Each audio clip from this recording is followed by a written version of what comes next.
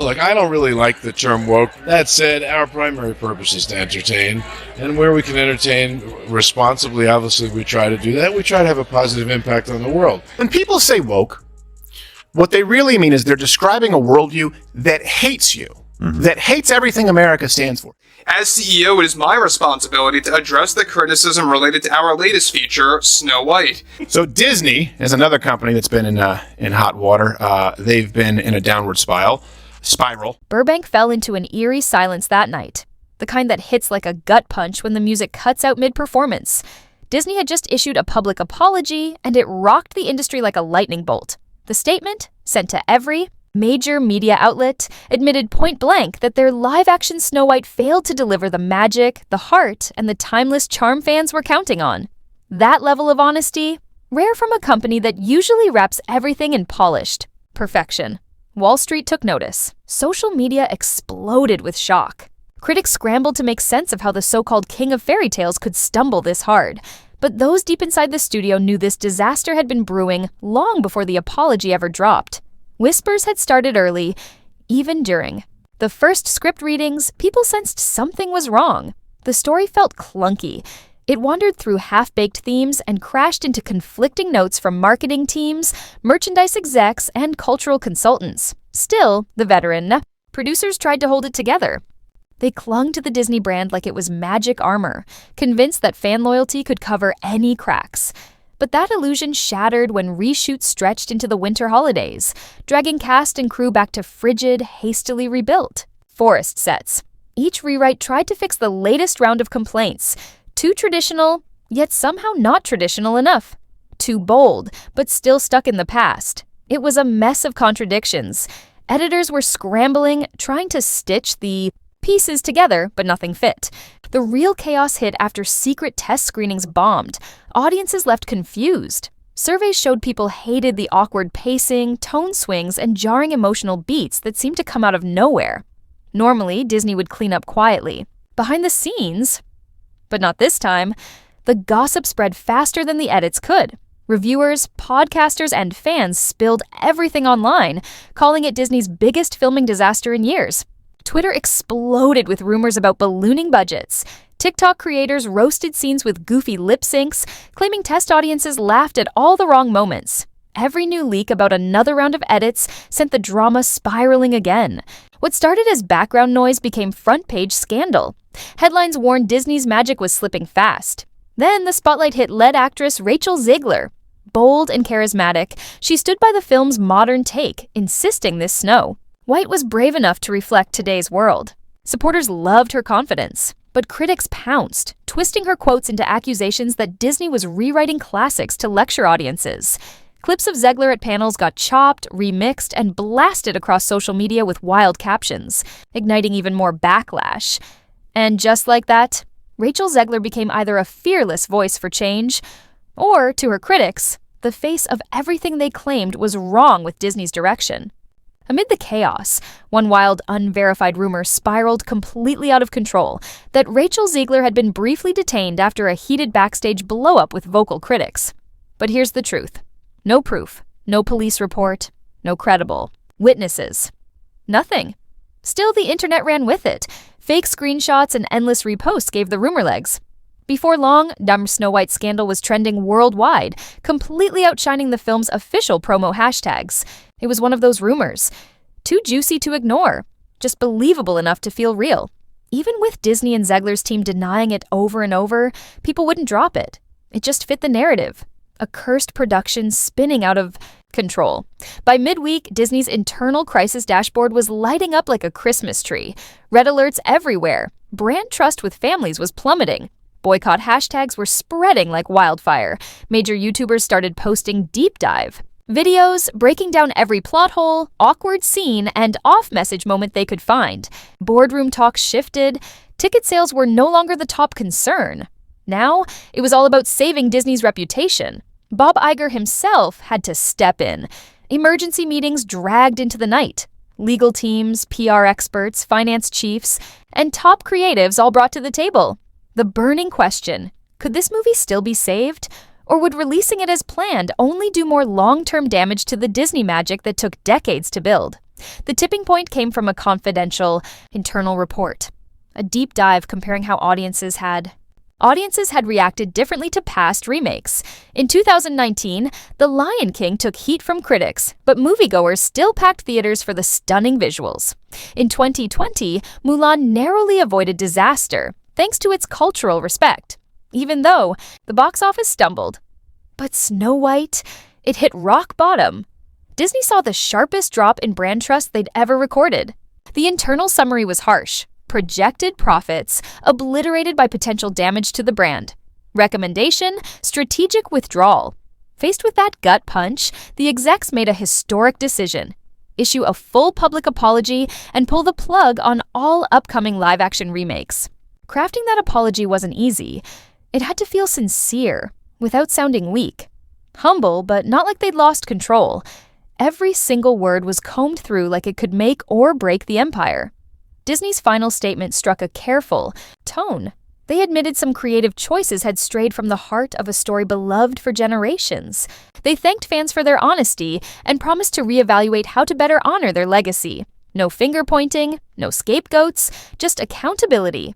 Acknowledging the flop as a shared misstep, a reminder that storytelling is a team effort, and sometimes even the best teams miss.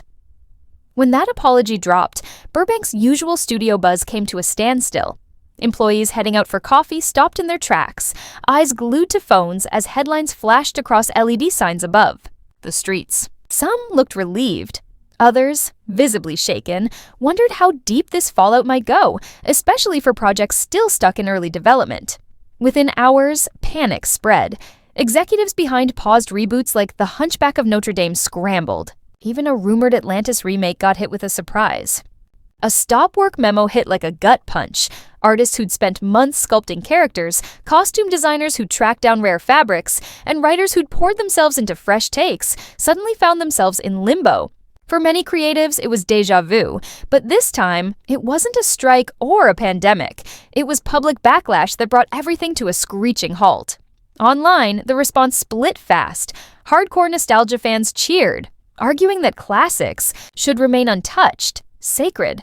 Progressive voices, on the other hand, were frustrated, calling it a lost opportunity to reimagine old stories for modern times. And somewhere in the middle, a quieter group held out hope that this pause might actually push Disney to stop recycling and start creating something new. Through all the noise, one word echoed: respect. People noticed. Disney didn't sidestep the issue or bury it in slick PR spin. In a world where most corporations hide behind vague statements, this apology felt, if not heroic, at least refreshingly honest. Still, it triggered a wave of speculation. What would this re-evaluation actually look like? Industry analysts saw 3 major moves on the horizon. First, stronger audience testing, not just after filming, but from day one. Real focus groups early on, to gauge how far a remake can bend before it breaks. Second, a return to original. Storytelling in theaters.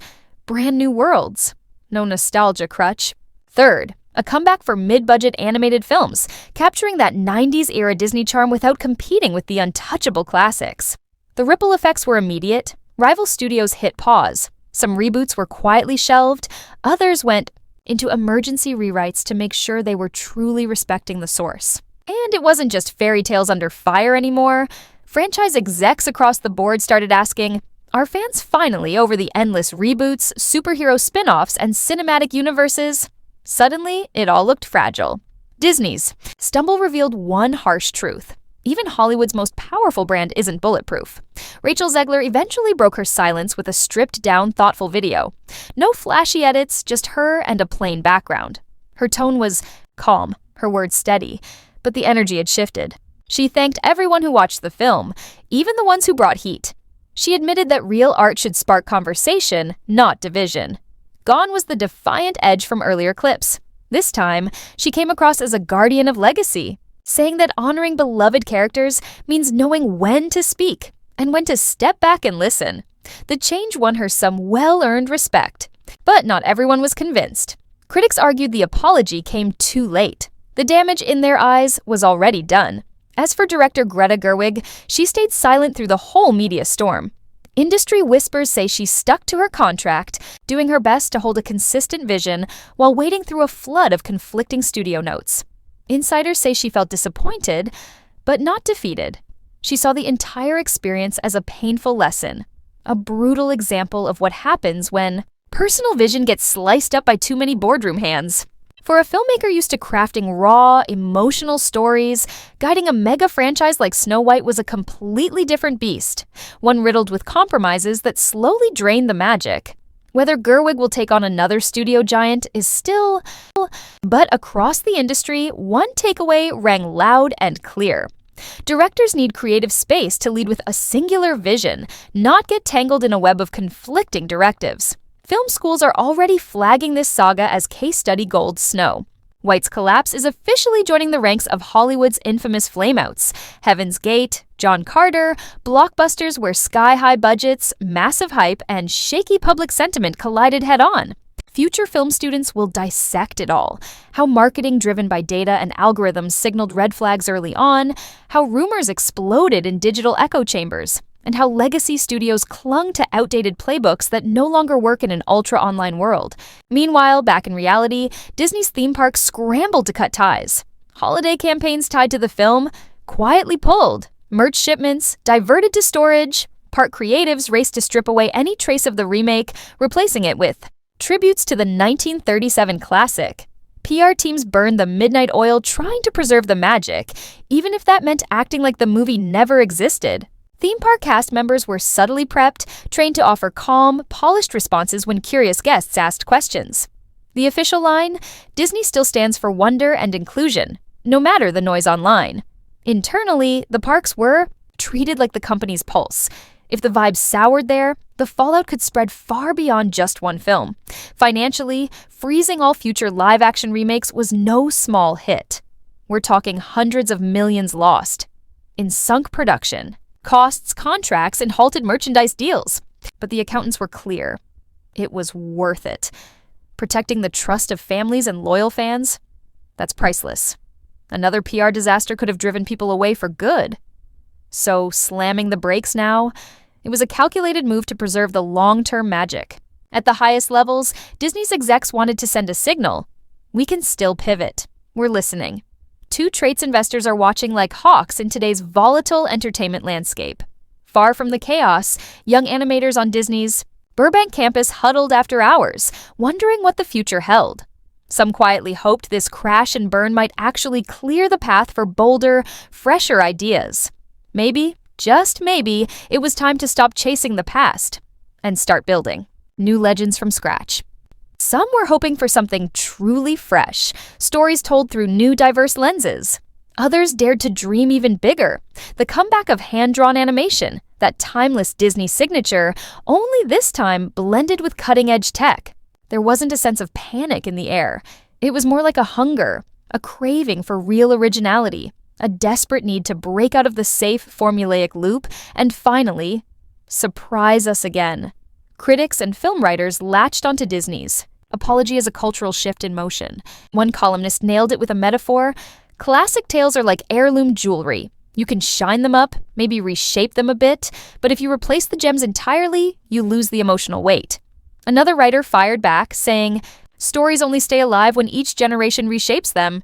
Even Shakespeare remixed folktales. This isn't a problem to fix.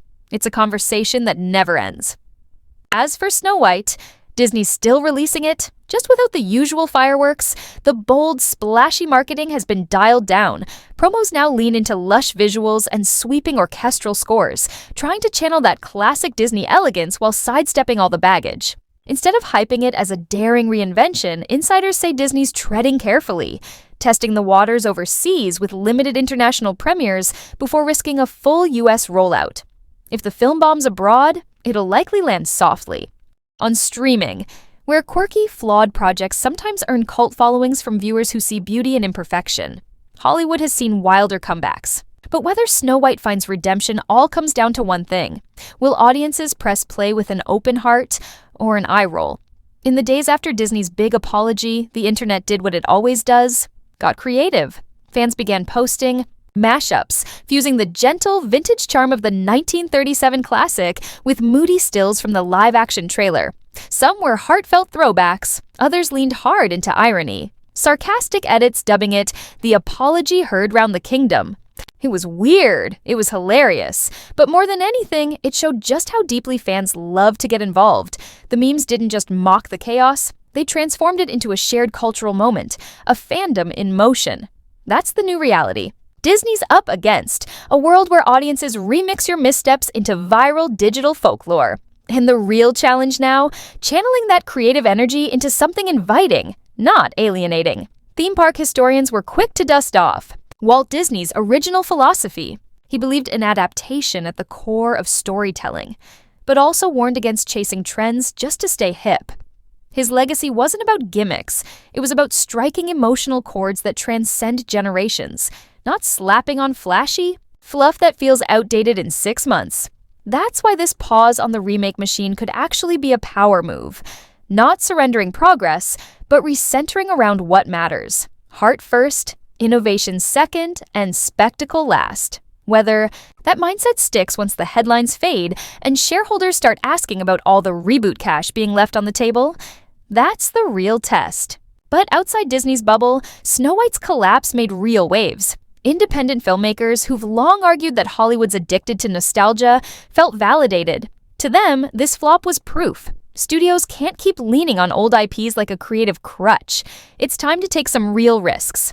Ironically, Disney's very public misstep might end up fueling the rise of smaller, riskier projects. Film festivals, indie releases, streaming gems with no ties to a franchise. Viewers are ready, hungry for something different, something fresh, something free from legacy baggage.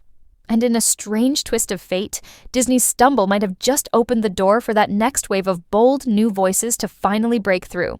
Just weeks after the apology, behind-the-scenes buzz revealed something unexpected. A sudden spike in licensing requests for fresh content. Books, comics, and games based on brand new fairy tales started gaining traction. With Disney stepping back, publishers saw a wide-open lane. An opening to introduce bold new legends to a hungry, waiting audience. Even school theater programs began reaching out to Disney's stage division, asking for more freedom to add their own magical twist on classic stories. Less pressure, more imagination. Talks are still hush-hush, but one thing's crystal clear. When the giant slows down, the rest of the creative world races in to fill the space. And for families who grew up reciting "Mirror, Mirror on the Wall," this moment hit differently. Some parents, fed up with the endless online debates, actually appreciated Disney taking a beat to reflect, instead of digging in deeper. Others worried their kids might miss out on seeing new, diverse role models come to life in sweeping fantasy blockbusters. Suddenly, dinner table chats took a turn. What makes a story timeless? Do retellings ruin the magic or keep it alive? Surprisingly, Disney sparked something real. Intergenerational conversations that went beyond the headlines. A strange little silver lining wrapped in the storm. Meanwhile, media ethics scholars jumped on the apology like it was a case study. They dissected every word, noting how Disney walked a razor-thin line, expressing regret without saying anything that could land them in legal hot water. One phrase stood out: creative choices that distracted from the heart of a tale. Experts called it a masterstroke in corporate communication. Soft enough to dodge blame, but strong enough to feel heartfelt. By owning the emotional fallout without admitting to outright harm, Disney may have set a new standard, a future blueprint for how companies respond when a creative swing turns into a public faceplant. Whether that's real accountability or just world-class PR, the debate's still raging, but even the harshest critics had to admit it was slick. So, what now? With all those remake slots suddenly cleared out, the rumor mill exploded. Word started spreading about an animated epic set across a chain of enchanted islands, where music isn't just sound, it's the lifeblood of the world itself. And whispers of a live-action odyssey, a fearless, star-charting heroine navigating the far edges of unexplored galaxies. No more reboots, no more recycled tales. These would be bold new stories, completely original. If true, it marks a major turning point. A loud, clear message that Disney's ready to prove it still has the power to create magic from the ground up. Early concept art leaks only added fuel to the spark.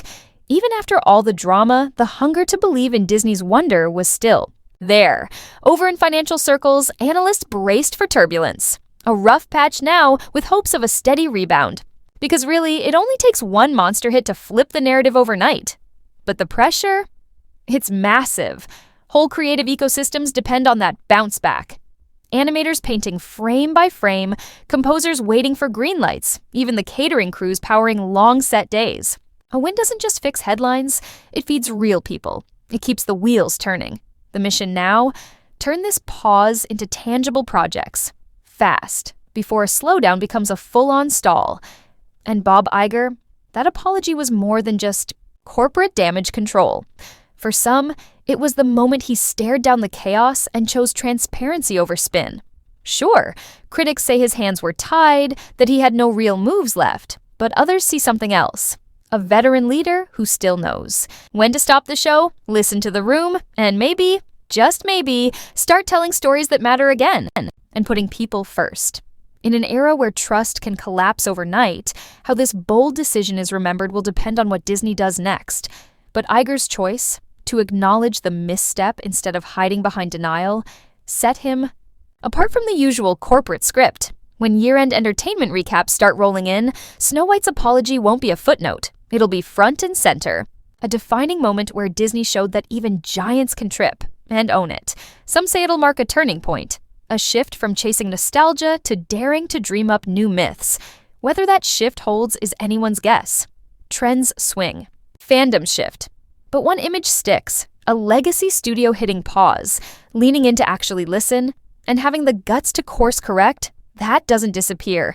Not for creators, not for executives, and definitely not for fans. And maybe that's the real takeaway. Storytelling thrives not in perfection, but in the honest push and pull between audience and artist. It's messy, it's vulnerable, but it's where the real magic lives. If Disney truly heard what the moment was saying and builds new worlds that speak to today's heart without losing their timeless soul, this whole chaotic chapter might just be the start of something stunning. Picture it. One animator working late. A sketchbook cracked open under a buzzing desk lamp. She flips past dwarfs and castles and stops on a blank page. No apples, no thrones, just the beginning of something completely new. Wild towers, strange creatures, the first spark of a world we've never seen. And in that quiet moment, the silence of regret turns into the scratch of a pencil. A whisper of a promise. The next story is already being born, rooted in wonder, grown from truth. And if you made it this far, hit like, subscribe, share the love, and drop your thoughts in the comments. What do you want to see Disney create next?